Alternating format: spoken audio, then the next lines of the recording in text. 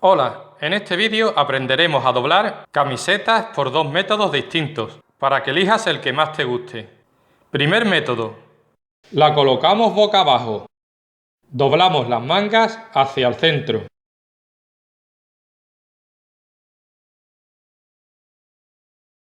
Doblamos de arriba para abajo.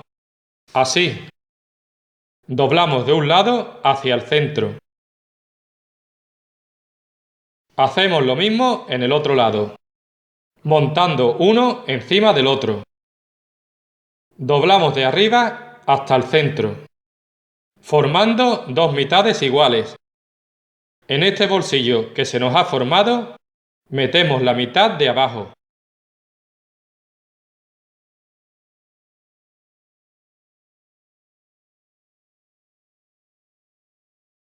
El segundo método está ideado para que no se deshaga con el movimiento, por lo que es muy apropiado para guardar en maletas o mochilas.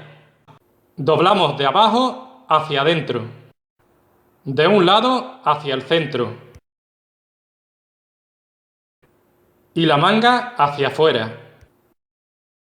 Hacemos lo mismo en el otro lado, montando uno encima del otro. Doblamos de arriba hacia abajo, formando dos mitades iguales. Doblamos otra vez desde arriba. 3 veces. Hasta el final.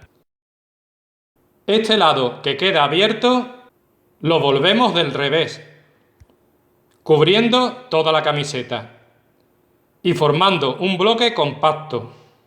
Si te ha resultado interesante, puedes darle al like, suscribirte y compartir el vídeo. Nos vemos en el próximo.